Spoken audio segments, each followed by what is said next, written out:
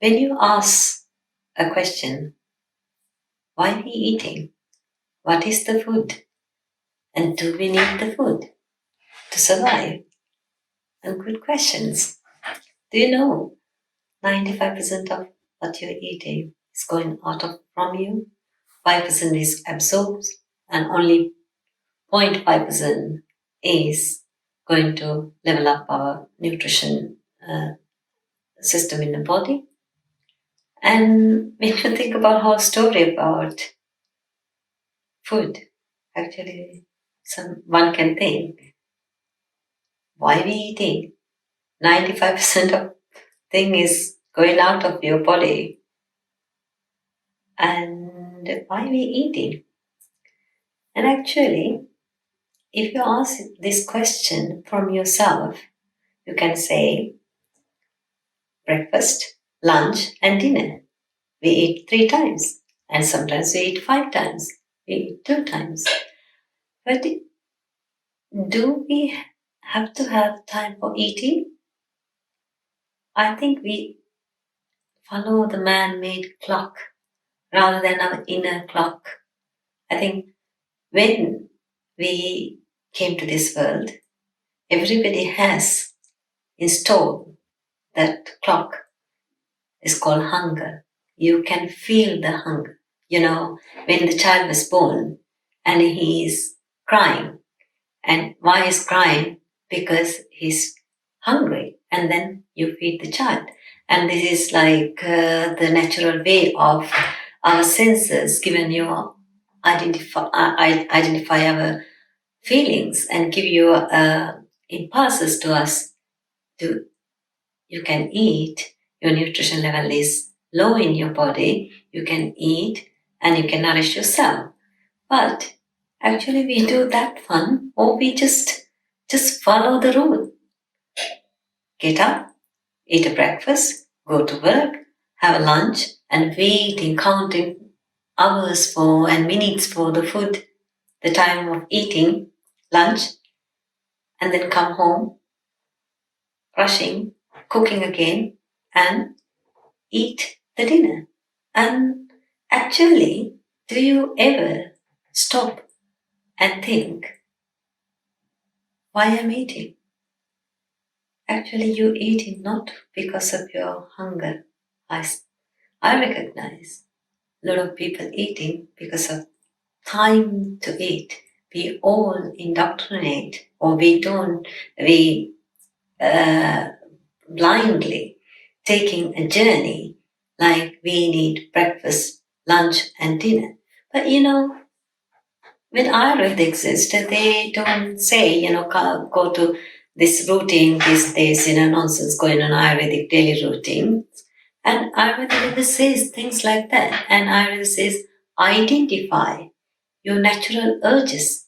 There is natural urges in your body, 7 natural urges. One is the hunger, thirst, elimination, breathing, blinking, and this so on, like there are natural urges. And Ayurveda says, identify your hunger and treat it properly. And otherwise, you will produce more toxins into your body. And how do we identify the hunger? And the best thing is give attention to your body rather than thinking about this is my lunchtime or breakfast time. And again, think about why I'm eating, what I'm eating. And that is called mindfulness of eating. And you can say I will tell you a story about how we will train to think this, our hunger is coming naturally from this stomach, and the impulses from genuine hunger, or the visual impact on the food is make you hungry.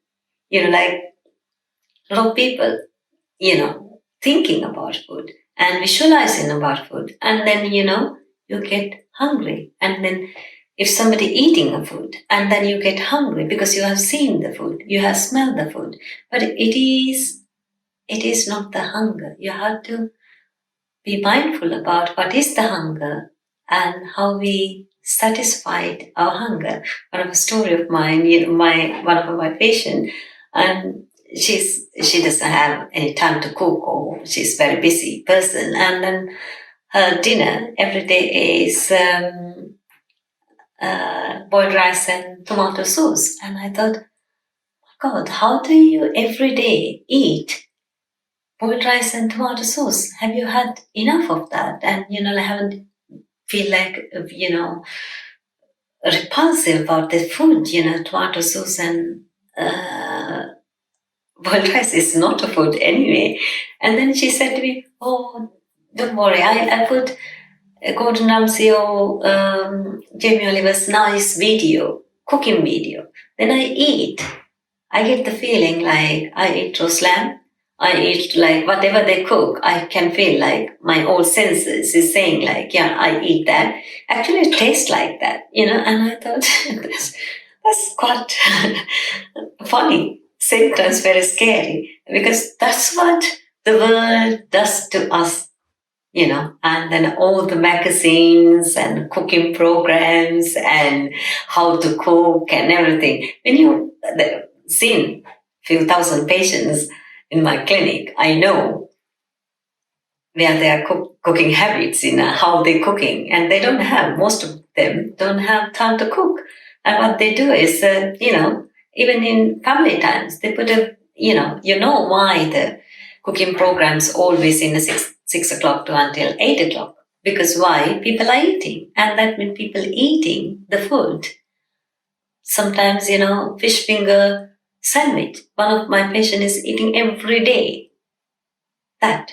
But looking at the cooking program and eating, and that means visual impact on our hunger and the satisfaction is greater than what we actually eating at that certain moment. And it is quite a funny story, but you can see what the TV, what is the magazine, the articles doing to us. But I think you have to think a little bit yourself. Am I hungry? And what is the hunger? And then be silent and think about only focus about your stomach and your whole body and think, am I hungry? And actually, after treating few years to my patient, he said to me, I feel like a stomach pain. And I realized it's not the stomach pain, it is the hunger. I never experienced in my life the feeling of being hungry. And then, it's amazing how people not pay attention to the natural impulses of their body. And we have to understand the hunger and eat according to that. We are not living for eating. We are not living for working. We are here for some bigger, purpose. And I think it's a diet and food is like to us to get going. This physical body is not like, you have to pass a fancy restaurant every day and get your five sensory organs to the maximum taste. But, do you think, people cook in a restaurant or everywhere is think about your nutrition? No, they think about the taste only. They put, when I see this cooking program, I think, how the hell the people still living?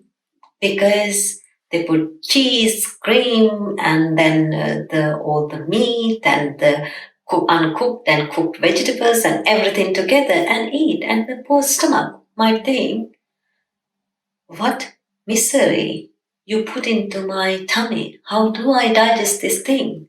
And think about what you do into your poor body. Anyway, there's no point. The 2 minutes satisfaction of to second satisfaction of the tongue, the palate, then it's go from the other end, 95%. And there's no point of, dwell on that taste all the time. And food without a taste, also not good. Food without a nourishment, but only taste is not good either. And mindfulness of eating means identify your hunger, identify what you want for your body, and take time, sit down and eat, and identify when your hunger is finished and then your body is satisfied. And because otherwise you eat for the greed, not for the hunger. A lot of people have that feeling that I'm full, I feel like satisfied now. But most of the people carry on because of the taste, or taste until the taste bud satisfied. Do you think ever you can satisfy your taste bud? No. You stop eating because your tummy is so full you can't eat anymore, but your taste is still greater. And that's what you're after. Your tummy is so full and you go and open the fridge and eating some other things like desserts and, chocolate and so on. And I think is this time you have to give a bit attention to what you're eating. Are you hungry? Are you full? Why again eating? And this thing, this whole rituals about the food is to stay in this food mafia, because more you eat, more you get sick. More you get sick, more the pharmaceutical industry involve you to give you diet, food, and whatever it is, And I think it's time to listen to your body rather than any magazine, any health gurus, or any other people, medical people, or anything. I think don't even listen to me. Listen to yourself and see, actual truth about what you're eating is 5% is absorbed, less than 5%, and 95% is going out. And that means you have, just to have a fun and make sure 1 or 2 days you concern about your body and watch really, am I hungry? Am I eating for the hunger or my visual impact of the food, or I want to taste, or I bored and this is my lunch time, this is my breakfast time, this like that. You could just give a little bit of attention and then give attention to the food, the combination, what is made with, like cream, cheese, the vegetable, raw vegetable, cooked vegetables, everything together, and meat, and, this kind of thing, like you can't digest. It's like a 5-year-old child give a big maths paper, it just can't do it. And that means everything get wrong then, because there is no intelligence in that little child to get that paper right, maths right. And same thing happened to our body. Our body is very intelligent, machine. But if you put all these things together at once, I don't think body don't bother. The 5-year-old child don't bother to answer the maths paper, like that. Then we produce a lot of armor, the toxins, which is prime source for our diseases in the body. And that means,